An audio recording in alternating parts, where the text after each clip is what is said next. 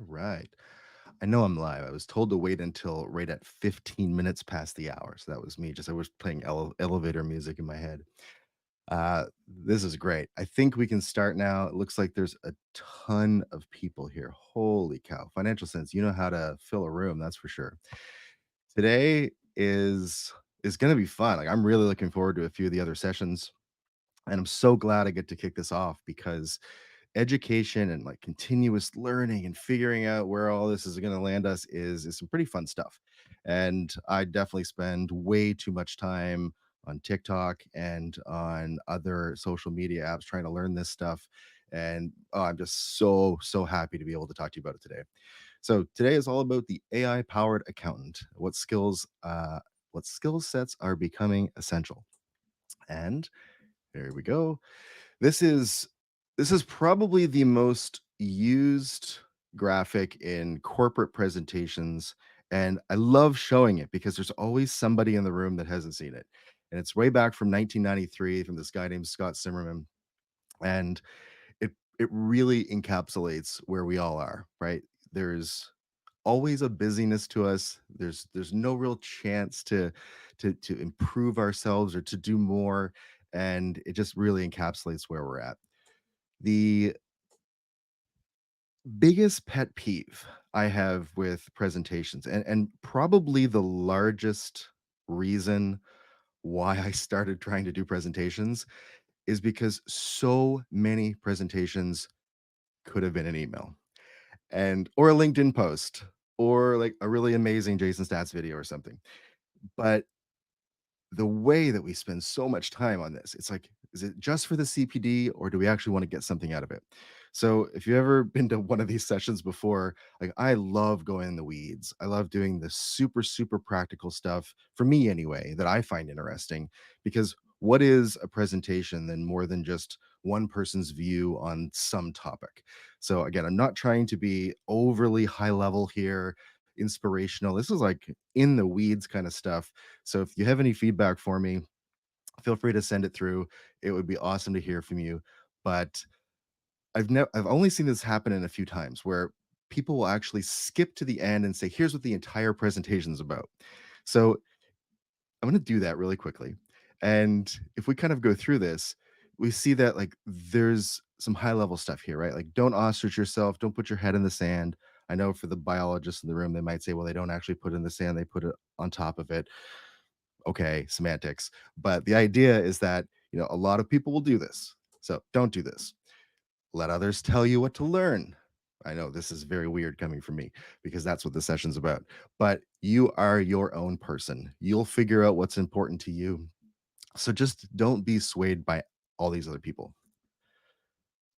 Oh, I got a message from Tozen that says, don't forget the poll. I'll do the poll in a second. You got it. Perfect. So then the next is like, don't limit yourself to one tool. I find this happening a lot where people, I'm just using ChatGPT or I'm just using Microsoft Copilot or I'm just using Gemini. I think that will skew your view of where AI is. So yeah, don't do that.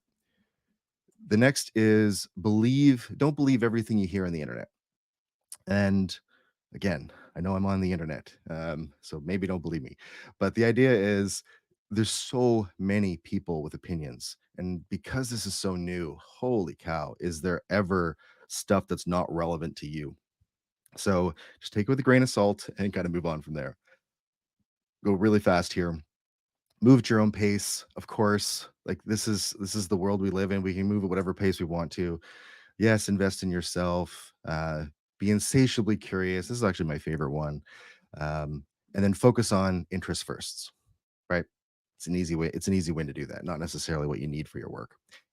Now, if if I was sitting in your shoes and someone said, "This is the whole presentation. Let's skip to the end, and this is all the time." Like, I want my money back, like a lot of it, and I want my time back because this is like overly generic. It is high level. It's not worth an hour to sit here and say these are the 8 most important things to talk about. So, like, why me? Why do this? Really quickly, I have an accounting firm up in Canada called Live CA. I've been around since 2012. Have gone like this over the years. in headcount and revenue, and eventually got up to like 120 people. Now we're back to 60, and it's so fun. We're loving life, but at the same time, for everybody going through the trenches of running an accounting firm, like kudos to you. It's very hard, no matter what you see on the internet. It is not super easy. Lots of hardships. And I think going to events like this really helps just kind of frame what else is out there to kind of help ease the pain a little bit. Started this little accounting community called Automation Town, where with 300 nerdy people and nerd adjacent people are trying to figure out this AI and automation stuff. I spent 5 years in Cayman. If you've ever been to the Cayman Islands, flew in there. I lived there for 5 years. That was pretty fun. I kind of miss it, especially the rainy Pacific Northwest right now. Lived in an RV since 2018. It is not my whole personality, I swear. It's just the way I chose to live for the last 7 years. Maybe that stops soon. Who knows? And it's like TikTok addiction. But the key is like I spend a couple hours a day trying to figure out this stuff. And I'm still confused. So for anybody not spending a couple hours a day, how do you keep up on this stuff? It is impossible. No matter how many courses, how many sessions, how many amazing Jason Stats videos, how many LinkedIn posts you watch, like how does it actually relate to you? I don't even know if you'll ever get an answer to that, because it is just coming at you at all speeds, and figuring this out is a full-time job. So back to that meeting could have been an email. Like, to me, that's the value in these presentations, right? Is just figuring out what the actual real details are. So here's what the real end of the presentation is, I promise. So I've grouped this into overhyped and skills that like I would learn if I was starting off at the very beginning right now. Or, as you said earlier, like the one, twos, and threes, maybe fours. I think learning to code is overhyped. And we'll go through all of these options throughout the meat of the presentation. That's what the whole thing is today about, is going through each one of these bullets. RPA. And again, you may disagree with me. And I think that's really healthy. And it's healthy because we all figure out this stuff at our own pace. And again, I think that this technology is just a band-aid right now, and it's helping us get to a better place. But RPA, robotic process automation, we'll get to it in the actual site itself, is essentially little bots clicking around on an internet. And when it breaks, it breaks. Not really cool. So that's a slight feeling I have about this. Next is agents. This one might be a little bit controversial, but for now, I put for now because, and we'll get to the slide later, the idea is that this is going to solve all of our problems, and it might solve a lot of them. But I have met very few people where this is solving everything really, really, really well right now. And I get to talk to a lot of people doing this. And the ones that have spent a lot of money, and it's still 60, 70%. So let's go from there. Next, prompt engineering. Now, you might have heard about this all through 2022, 2023, 2024 a little bit. It is dying off a little bit. We'll get to that. I don't think it's a skill that I would spend an insane amount of time working through right now. It's important, but it's not the core skills. Next, believing everything you hear on the internet, being an AI know it all.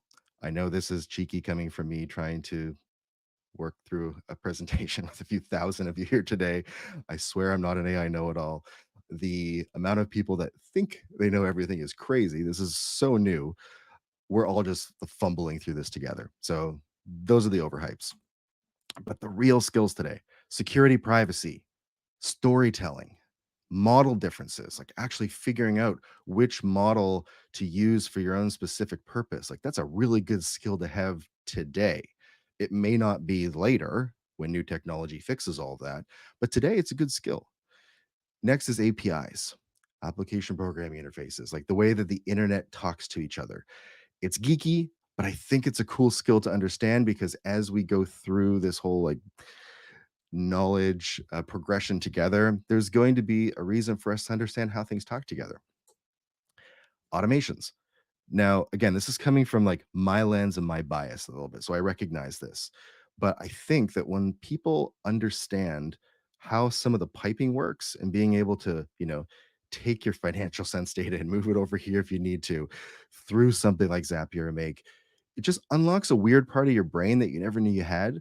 And then all of a sudden, it opens up all this other stuff where you're like, oh, maybe I don't have to hire a $5,000 a month agency to do this. I can probably pipe this together myself. So, super cool skill to have. And then the last is how and where to use code. And yes, I just saw Jackie say about charging for API connections. And that's the world we live in, right? Like, I get it. So yeah, how and where to use code. The how and where to use code thing is important to me too because I knew nothing about code for a long time. There's a lot of people here. I see the names I recognize. Like they know code. They know where to do it. They know how to deploy it. But I didn't really know like how to put something on the internet or to have it run automatically when it wasn't inside a Zapier or Make. Just that little bit of knowledge can unlock a lot of processing power. And if you have those kind of six core skills, you're gonna be a machine. Like, you're unstoppable. The ones you no longer be a 1 or a 2 in the list here. Like, that is core 7, 8 material. So here we go. Uh, Tosin, I know I'm gonna put the poll up. Let's do it now, and then we can get into the agenda because she's waiting to press the button. Poor Tosin. Alright, so the poll is, how would you classify your usage? Little bit addicted, every couple days, or rarely? Just really just get a sense of who's in the group. Give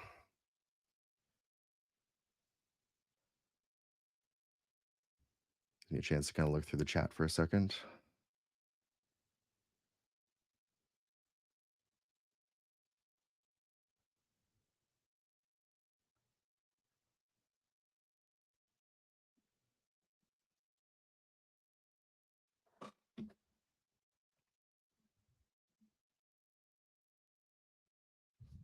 Really.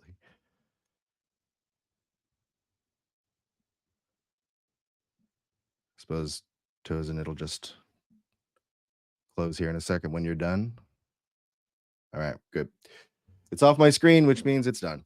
Okay, so I didn't see the results. Maybe toes and you can message them to me if you can. Let me see. Uh, yeah, I did not get to see. If you guys got to see the results, what was the big? What was the what was the most used? Very curious. Um, all right. Oh, it says did not share the results. Okay, I'm gonna. Here we go. I mean, it's showing the poll on my screen. I'm at Tozen's mercy. 50% dabble. All right. Um, it says close, but it's showing on my screen. I don't see my presentation. Techie. There we go. Now we're back. Okay. Today's agenda, types of 2025 AI presentations. Really quickly, some constraints. We all live in a world of constraints. It's literally how we're defined by our day-to-day lives. The majority of the presentation today is going to be on the skills, and then if we have some time, some super nerdy stuff. This is for the Byron Patricks of the world that I see in the chats that are just right into absolutely everything.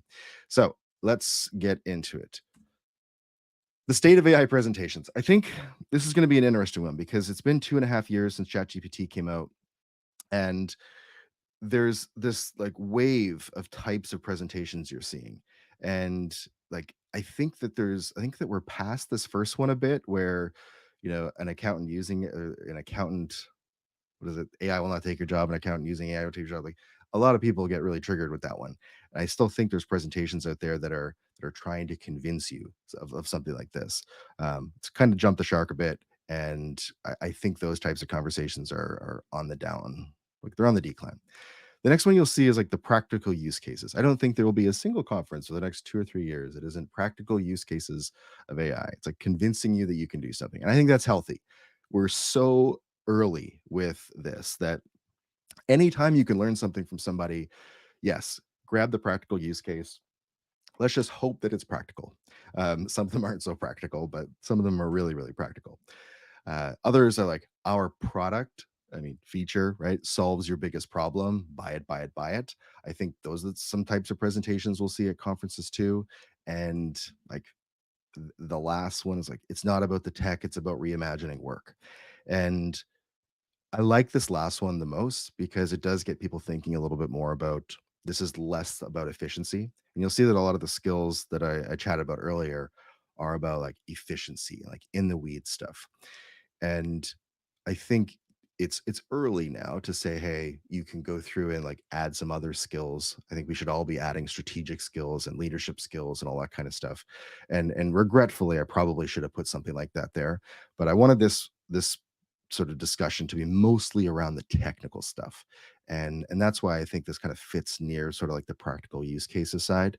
But yeah, for anybody else doing presentations around like reimagining work and new jobs that are going to be created and new types of work and using it for strategy. Oh, so cool. I actually really enjoy those. Okay. Some constraints really quickly. Like we have to recognize that we live in this world of that like big firms need multiple people to make decisions. And even in small firms, if it's two or three people that aren't on the same page, you're going to go a little bit slower. If people are still in the billable hour, right, you are not incentivized to create automations if that's how you make your money. There's lots of people using elements of time in the back end to then do fixed fee stuff. That's totally fine. But the idea is like if you're truly billing by the hour, you are disincentivized to do this kind of stuff. Next is data security and privacy stuff, right? We all of a sudden need to learn these things, right? What is SOC 2 Type 2? What is MFA? What is all this other stuff? Um, if we also have constraints where we can't operate, you can't test out those tools until they go through a committee. So the larger firms are going to have a little bit less adoption than the smaller ones. The legacy tech and integration stuff, yeah, like there's going to be a lot of companies that still have servers and on-premise stuff. And because you have those, you're going to be battling this like everything online versus some stuff in my server environment stuff. And it's just not going to be a really nice environment to live in until somebody builds some bridges and stuff to make it work. Next is like the talent shortage, right? It exists. Um, People are stretched thin. Usually, when people are stretched thin, they do not invest time in like learning and figuring this kind of stuff out. And because of that, their calendar's kind of stuck, right? They're not carving out time. And there might be some institutional cultural resistance. Totally normal in a firm that has people in it. Upfront costs and uncertain ROI. That's the next one. I mean, it's sometimes like our accountant brains can't turn off and we have to have an ROI on everything. I actually think one of the best things I ever did in my firm was like put myself sort of in a position where that was part of my job. So like giving me permission to do this kind of non ROI stuff just to be able to figure out if it's worth going towards. It's healthy. Next is just client data that's all over the place and just some professional liability exposure, right? Everybody has a different risk tolerance and there's no right or wrong answer there. There's just is. It just is. People have different perspectives on where they want to put their risk in their life and that is a major component. So it's easy to say what the constraints are, but I thought it might be fun to actually go through and say, how do you get rid of these constraints? How do you actually fix them? And look at the time, half an hour or so less. We can go through this. Okay. So size and decision spread. If you have a little team, right? Like an AI strike team. I don't know if you guys remember, geez, was it like 2017-ish, 2018-ish? Zero had this thing called the sniper team in Australia. And he like one of the founders was even on it. And they would go through and they would find bugs overnight and they would fix them on a weekend. And it was just like, oh, this was something somebody wanted. Boom, do it. Probably feels like what Financial Sense is going through now, right? They're small enough where they've got the whole team and big enough where they've got a big team to be able to fix this kind of thing. I love it when apps do that. Like these little strike teams can go in and fix user experience stuff all the time. It's easy to sign off on. You put one person in charge of it, and it just kind of moves the needle a little bit. Next is the billable hour stuff. I mean, we got off of value pricing years ago and moved to fixed fee, and then within fixed fee. Oh,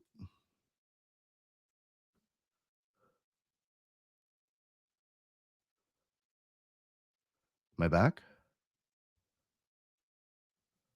All right, we're back.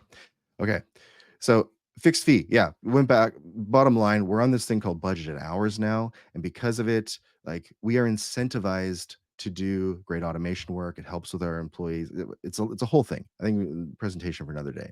But changing how you price can actually fix this a little bit. Next is like data security and privacy rules. Yes, you could do the private LL, you could like do the private AI stuff, and I think a lot of firms are going that route, or they're buying their own system, or they're using ChatGPT Teams, or just something that's a little bit easier on the security lift, but still gives permission. One of the coolest things I've seen is like this yes no ask matrix, and this is where inside of your company you can say like this type of data do this, right? So if people are curious, oh, what can I put an email thing through this? It'll have like a red, yellow, or a green inside of like the way that you can use it inside of which tools. And it's just a nice little matrix that they could use. I should have put up a graphic, but it's kind of cool to think about it that way, just to be very, very clear with your team. Next is like this whole legacy tech stuff. Like you could put a little connection layer between that and make the APIs talk to each other. That's kind of cool. iPaaS is just a techie term for like putting a little platform in inside of your system. Where are we at here? Integration platform as a service. It just essentially like allows you to connect that lower stuff on your servers and then connect it through the APIs. I'm losing myself on that one. Okay. Next, legacy. So the talent shortage, yeah, hire outside and train, use co-pilots, have senior people come back on a weekly basis and teach people the ropes. Like it's all doable when you create enough time in the business model. Next is like the zero slack in the calendars. I mean, calendar blocking is nothing new. When I started doing it, I actually started getting some stuff done, which is kind of nice. But one of the coolest tips I've seen is it was one firm. They really are behind, but no matter what, during the month of June, they dedicate to improvements. And we all have our own different versions of this. This was just an extreme case, but there's like using old data on new system on new procedures so that the existing stuff doesn't get affected by a new process, and then they can like test to see if something's worth working through in the future. The cultural resistance. This is like that putting a skeptic on the strike team. That's kind of nice. We have lots of skeptics, and they are really helpful because they provide a different view than the like supreme optimists. So finding those and then leaning into them can actually create some good buy-in and might help them be less skeptical. The upfront costs and uncertain ROI stuff, yeah, like put a max budget towards something. When you talk to a partner, you talk to an owner, you say, "Oh, this is what we want to do." Their mind goes crazy unless you use numbers. So if you say the most this will cost is $2,000 or something, or $1,000, this is probably going to be okay, because their mind goes in weird places. The next is, again, with data all over the place, like centralize it. Um, Try to do as much as you can by doing that with just one or two apps. I think not enough people talk about the fact that accounting firms have data in so many places. I mean, I've been battling this for years in our own firm, and it's still not perfect. So if you know of a firm that has everything lined up perfectly and wants to share, I think that would be an amazing type of presentation to watch. And then finally, on the professional liability exposure stuff, there's this really cool term. It's called human in the loop. It is essentially when AI is going and doing its own thing, and then it stops and it asks a human. I think this is one way to reduce a lot of the risk. And for me personally, I have a lot of this stuff kind of pumping into Slack, and it just says, "Do you approve? Yes or no?" And that's kind of fun too. All right, go to the chat just for 2 seconds. All right, awesome.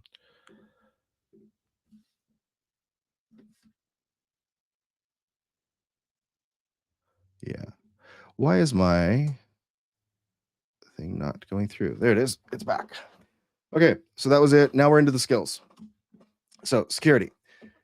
This is so important. Honestly, if this is the non-negotiable. If there was one skill I would want to learn, it's security basics.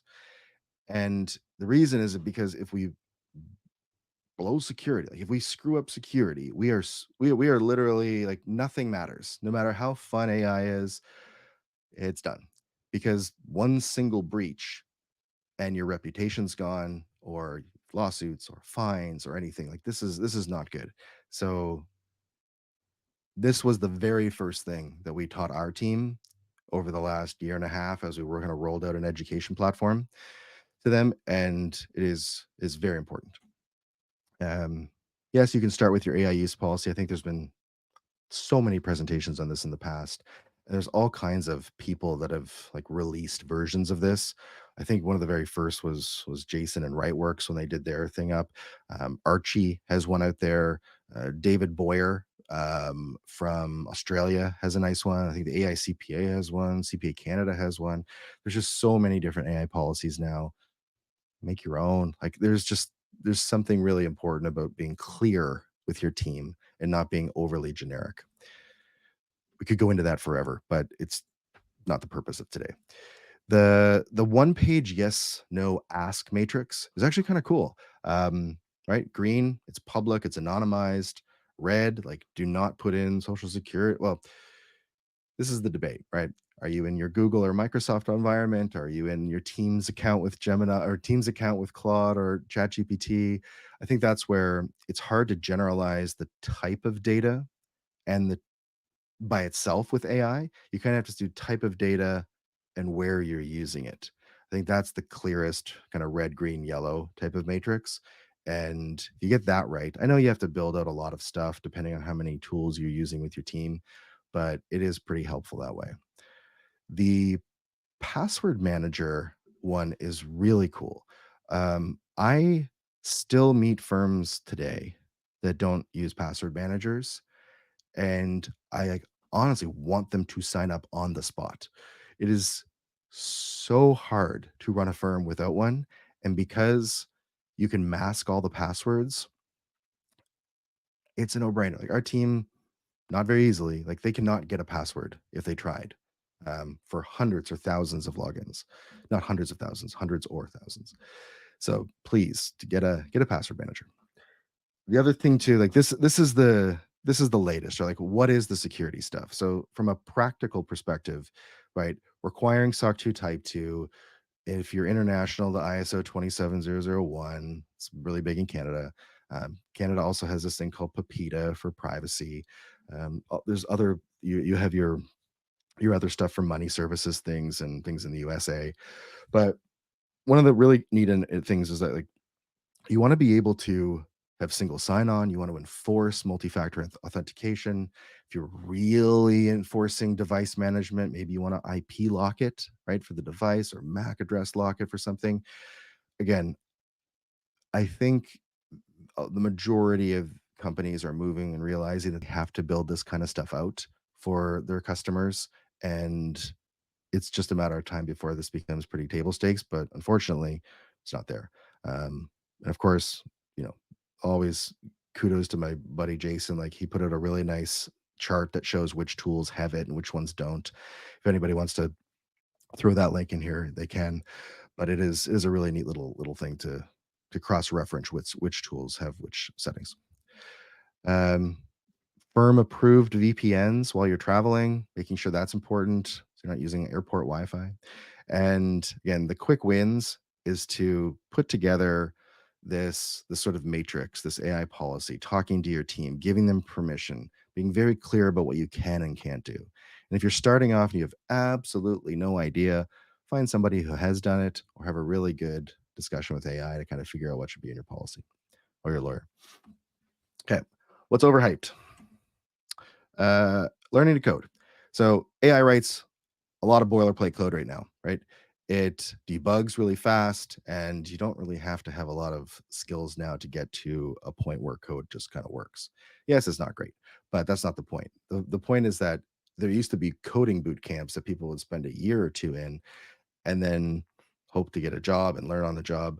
Now just kind of erase that to a point. There's obviously benefits of having coders, and that's the profession you're in, good. But as accountants, probably don't need to learn to code very much anymore because low code tools like Zapier and Make and N8N and a few others, like they cover 80% of a lot of the use cases that people need.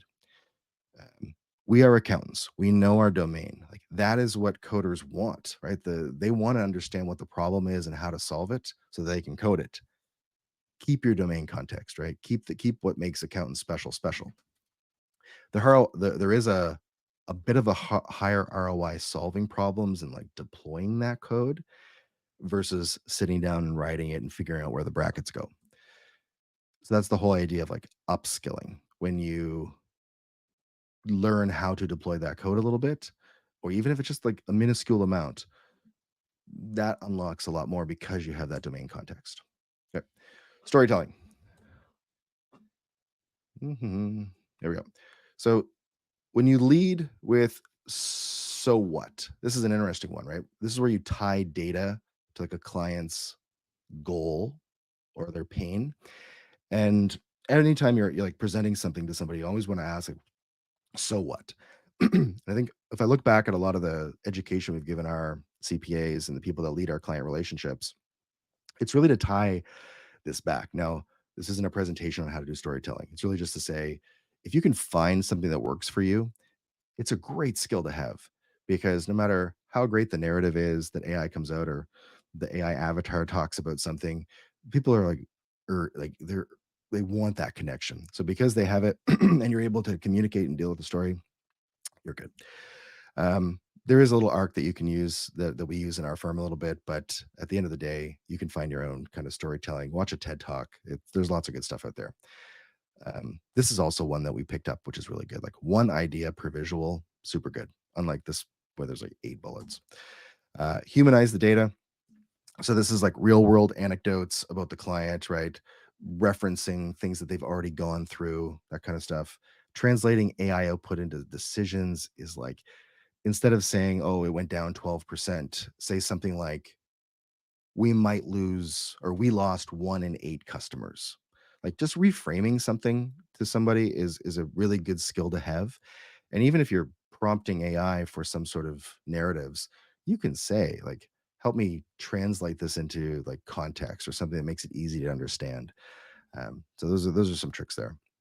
The other thing too is, if you can storytell and deliver it fast and effectively, whether it's through a loom or some sort of like recurring thing that people are expecting, that goes a long way. And a lot of accounting firms like have a hard time sticking to a specific schedule, and things are done last minute. If you can get away from that and get ahead of it, you're better than 50% of the firms out there. Some quick wins, how to do it. There's all kinds of speaking things that you can go to, and storytelling classes and TED Talks and URD and story IQ stuff. Like, find what works for you. I don't have any recommendations, but I just know that this level of um, care is gonna translate into a really nice skill. RPA, we kind of asked about it earlier. So a little overhyped, I think, because we've been promised this for years and have never really landed at anything.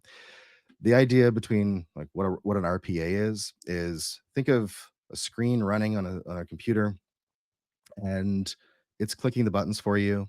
It's kind of like filling out a tax return maybe because you've given it some instructions, and then all of a sudden the tool changes the location of a little button where it's not, the instructions aren't really great, and it breaks. Well, it just breaks for everybody. And yes, there's some tech that can kind of help and like, get it going again. But this is like the world that we've lived in. And there might be hundreds of people here that have RPA bots like running in their firm now to help fill out tax stuff, or they spend it on a really expensive RPA bot with somebody else. It's just, I think it's a bridge. I think because AI agents are here and they're coming and they're working towards this stuff where they can use the screen and interpret it, this might be a bridge technology for a little bit longer. Could be wrong, but I know that we're not investing in RPA right now as much as we would in some other areas. Yeah, lots of errors. We do have the vision models like Gemini and ChatGPT, where you just turn on your screen and you can show it. Um, there are a lot of bot studios that charge a lot of money. Like, for reference, the cheapest bot I think I've ever seen is like $3,000 for a simple one. So, creates a lot of vendor lock-in. Maybe the better bet is just using the native tools with a little bit of an API stuff. Okay, let's keep going. I'm just looking at the chat. I should stop looking at the chat. Okay, cool. So modeled, what are you saying, Tosin? Yes, leave a few minutes for Q&A. You got it. Cool. So model differences. If you think about this, like you do have OpenAI, Anthropic, everyone else, everyone has different capabilities. So if you can understand what those capabilities are for the use case, great. You could do a whole hour on the capabilities. So we're just going to kind of skip through that. Context window matters. So how good is the model at remembering the conversation and your memory and the things you've talked about in the past? I think this is why a lot of the big ones, like it took a while for them to get up and running, like Gemini and Copilot. I mean, if you've been following this week, Copilot just released a whole bunch of stuff yesterday. And it's like, it's because they wanted to get good at context too. So context is essentially like how far back, how accurate is it? I think a lot of people get lost in the number of tokens of like what context is. They might say, oh, it's 4 million or 1 million tokens. But if it's really crap at going back and getting that data, it doesn't matter how many you have. It just matters about the quality. So kind of keep that in mind. Uh, that's the speed versus depth discussion. There is hallucination no matter who you talk to. Like there are lots of ways to reduce hallucination, but again, this comes back to better prompting, picking the right models, making sure that your chain of thoughting, which is essentially giving it lots of information and making sure that you're not committing to something before you really go down the rabbit hole of like making sure you get it right. Um, there's lots of cool stuff happening with like hallucination reduction, and I think if this is your argument to not using AI, I think it's a little bit of a weak one right now because it still is really good. And if you can figure out that type of like prompting to get to a place where you can get some accurate answers, you're laughing. I'm just gonna skip through some of this stuff. Yeah, this is more techie, but like the cost guardrails, those are important too because if you can say to somebody, "Hey, I know the differences, and I'm gonna use a cheat model until it hits this level of confidence, and then I'm gonna use an expensive model when the confidence needs to get higher." That's kind of a way to get around the costing thing, and this is, like, pretty techy for people, like, developing this stuff, so I think for the 1s and the 2s and the 3s in the group, just I would focus on the first one. Pick for capabilities, understand the different AI models, open AI models, the different Claude models, the different Gemini models, and like how you would do that. Lots of Google searches, YouTubes, and just playing around because it changes all the time. All right. AI agents, a little hypey right now. Yes, they're slow and brittle. They're high priced. The the, the bake off. Yeah, I know, Emily. Sorry about that. Just letting the agents run, like it is very expensive right now. They're very complex. They're getting better, right? And with Copilot Studio just being like released and lots of like stuff being orchestrated now, there's it's becoming more accessible. But the reason I put overhype for now is because I think for all the blue ones, the ones that are like good skills to learn, once you understand those basics, then you can jump over to agents really, really quickly and not just trust them. I think that like foundational knowledge of security and storytelling will help you design a better agent. And I think that's the kind of world we're going to live in for the next who else knows how long, but being able to orchestrate these agents so that they're helpful. The tools change all the time, and yeah, lots of human review right now on them. Why APIs? So the reason I want to encourage you to learn just the basics of APIs is because they are a secure way to connect two different types of tools together, right? They're the glue. They're the things where you're saying, I want anytime, my proposal's accepted for it to go into Microsoft Teams. Cool. If you can understand how that connection works, you are laughing. It is real time too. Some of it can be not real time, but it's fast, right? So it's a good skill to know if you need stuff done really, really quickly. Comes back to the low code stuff later as well. Yeah, you can future proof it. It allows you to like make your low code automations run a little bit faster. And there's some terms here you can learn as well. It is really good for security too, keeps a lot of logs. So we're good that way. If you want to learn about this, a quick couple YouTube videos on what is an API. After in 10 minutes, you should be able to get some information from it. Ask AI about it. Tell them your situation, the tools you use, how you could connect them, get them to explain it to you like a child. Like you'd be surprised at how much you can learn in 10 or 15 minutes if you just ask. Prompt engineering, I'll go through this really fast just because we're at the end. The reason I think prompt engineering is a little overhyped is because the models are getting to a point where they're helping you with the prompts if you're using some of the reasoning models. And if anybody tells you that prompts are not important, I think they're wrong. I think they're very important. And being able to do a clearly written prompt with clear instructions and clear intent is a skill, just like writing's a skill. So the more you practice, the better you'll get. But the idea is that you should not necessarily make this a career, but just sharpen it like it's a sharpening of your writing tools. Just like storytelling is a sharpening of your verbal tools.